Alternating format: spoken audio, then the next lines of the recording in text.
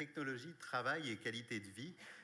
En fait, il y a la petite télécommande qu'on m'avait dit. Je ne sais pas où elle est. Je ne pense pas. Si, c'est ça. Oui. Ok. En fait, pour moi, de parler du travail, du handicap et de la technologie, finalement, c'est parler de la qualité de vie au travail. Puis, qualité de vie qui est gagnante pour les employeurs et les employés. Tout le monde est gagnant, c'est ça. Notamment dans un contexte où il y a certaines personnes qui vivent en colocation. Par exemple, moi, en 2016, j'ai appris que j'allais vivre en colocation avec une maladie chronique, la sclérose en plaques. C'est ça change pas mal la vie.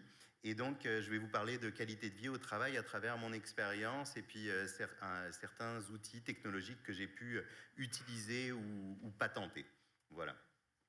Le témoignage, en fait, pour moi, au niveau de la santé, ça a commencé par la main, des engourdissements dans la main, des incapacités à taper proprement sur l'ordinateur.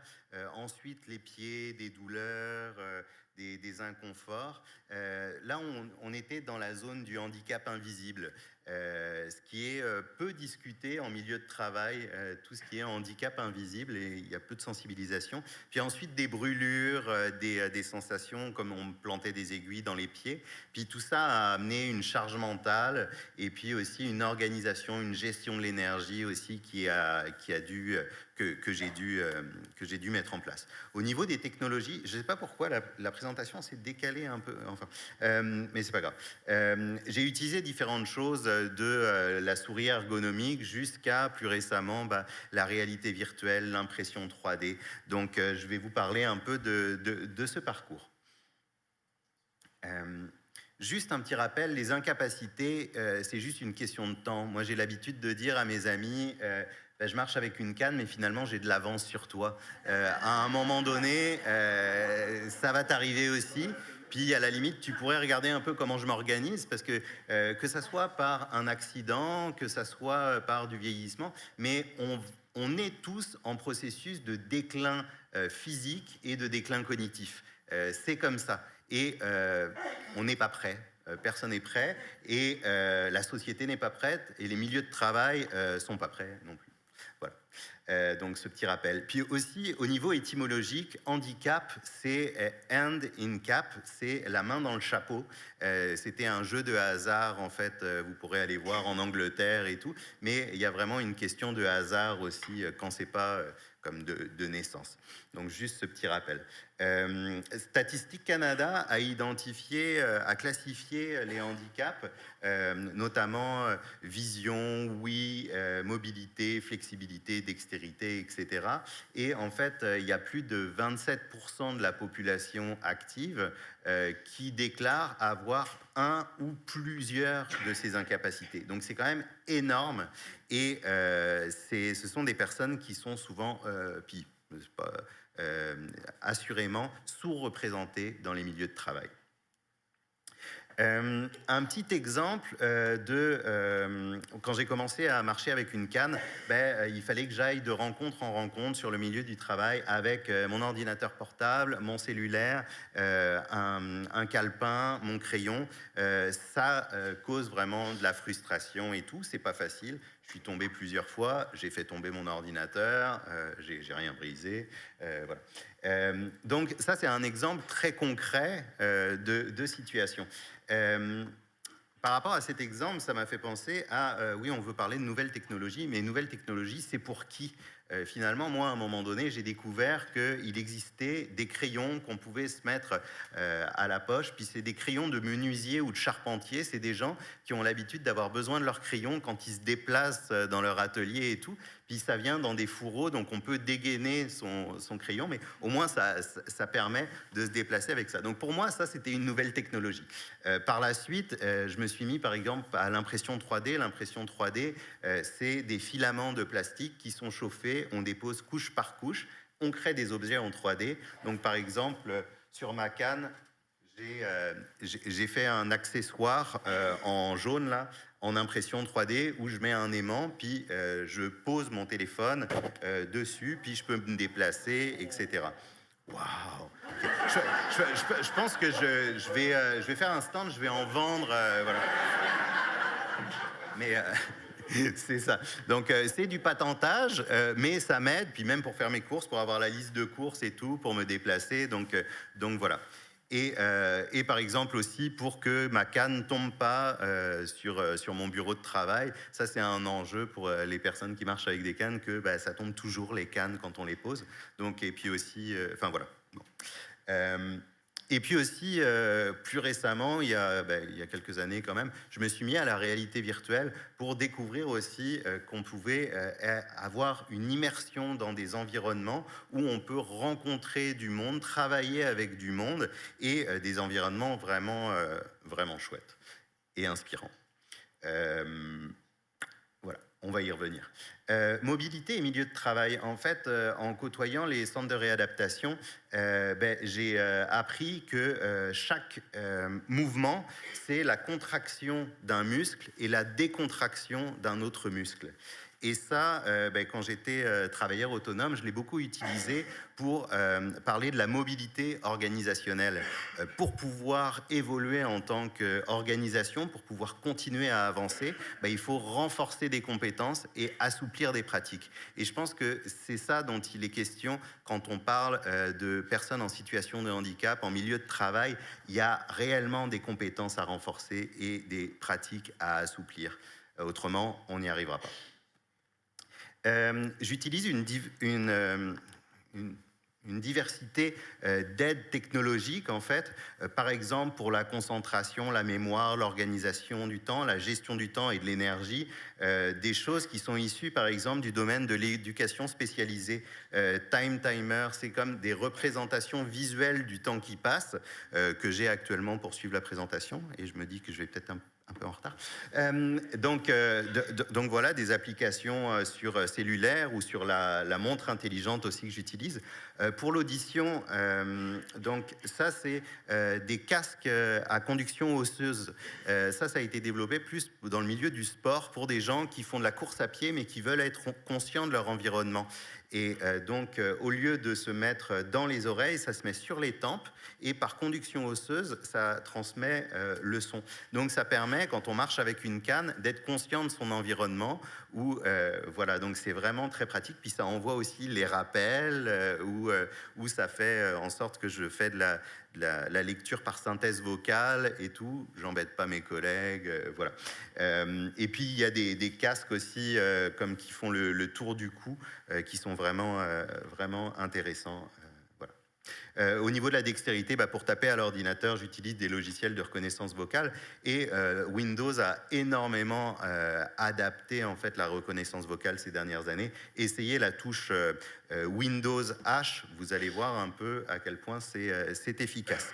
Ça ne lancera pas de virus sur votre ordinateur, je vous le promets. Mobilité et autodétermination, c'est juste pour vous dire, là, c'est différents types d'orthèses que j'utilise parce que j'ai un pied tombant. Et voilà, parmi ces 5 orthèses, y en a 2 qui m'ont été proposées par le réseau de la santé. Les autres, je les ai trouvées par moi-même.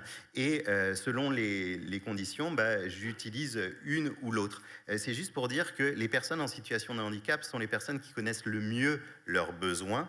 Et par exemple, j'ai trouvé, la dernière chose que j'ai trouvée, c'est de l'électrostimulation avec un capteur au niveau du talon. Et quand je lève le pied, ça envoie une petite décharge dans le muscle à l'avant du tibia pour relever mon pied. Donc des choses, voilà, c'est pas remboursé.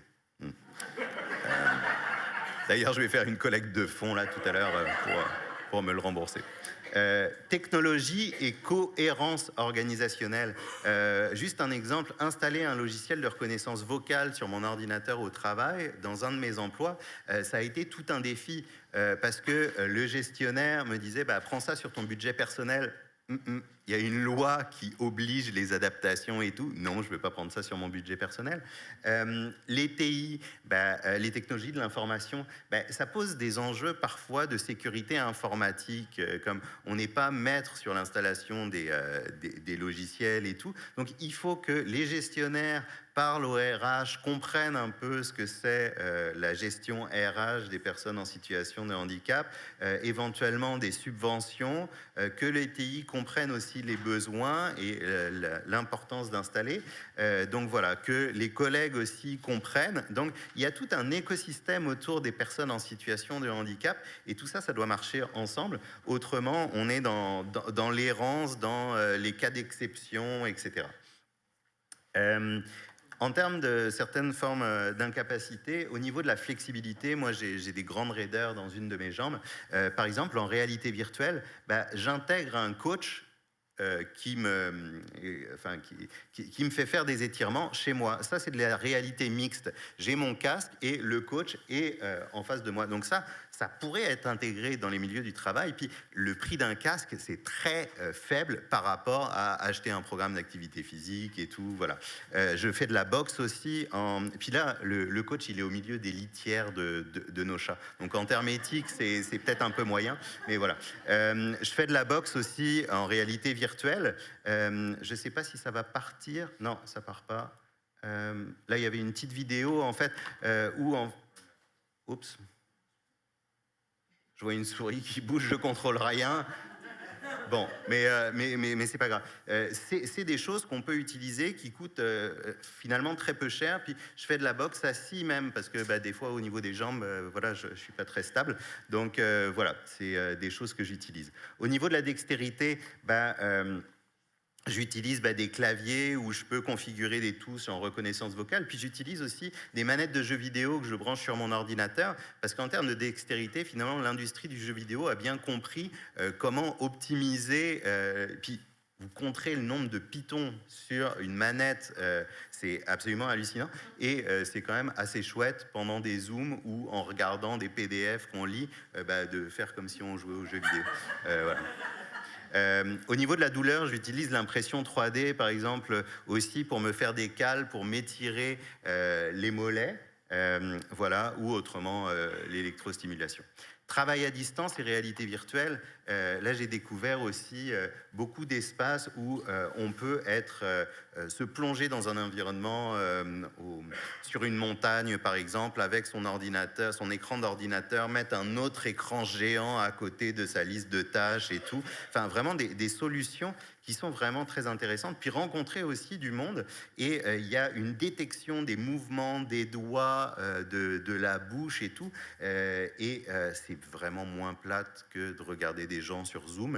Et il y a une sensation de présence. Et on peut même participer à des ateliers en se déplaçant virtuellement, en écrivant sur des post-it, en regroupant des idées et tout. Donc faire des ateliers participatifs pour des personnes, par exemple, qui sont en fauteuil, c'est absolument génial. Moi, j'ai rencontré des vétérans, par exemple, aux États-Unis, qui utilisent ces espaces pour se rencontrer. Il y a même des psychologues qui viennent en réalité virtuelle et tout. Et puis, travailler sur le bord d'une plage ou au coin du feu et tout, c'est quand même agréable. Voilà. Au niveau santé mentale, j'utilise des applications de gestion comme de cohérence cardiaque, 5 secondes d'inspiration, 5 secondes d'expiration pendant 5 minutes. C'est prouvé scientifiquement que ça descend des taux de cortisol, etc. Donc l'application Respirelax, qui est gratuite sur téléphone, j'ai pas d'action chez eux. Puis en réalité virtuelle aussi, des applications comme Trip qui permettent de faire de la respiration guidée, où quand on expire, il y a des sortes de paillettes qui sortent de sa bouche quand on inspire et tout. Et il y a de plus en plus de recherches qui sont faites sur ces types d'applications qui permettent de réduire aussi le stress, la surcharge cognitive parfois. Voilà. Technologie et parcours de l'employé. D'un point de vue RH, le parcours de l'employé, donc il y a l'attraction des employés, le recrutement, l'intégration, réintégration, rétention. Je suis persuadé qu'à chaque à chacune de ces phases, il y a des soutiens technologiques qu'on peut réfléchir. Voilà, donc ça, c'est un peu une approche de design de service, mais je pense que ça serait important de se pencher plus sur ça. Écosystème d'une personne en situation de handicap, c'est moi là au milieu. En fait, c'est très complexe. Il y a tout le réseau de la santé que j'ai illustré en vert, le milieu du travail, mais il y a aussi tout le réseau communautaire.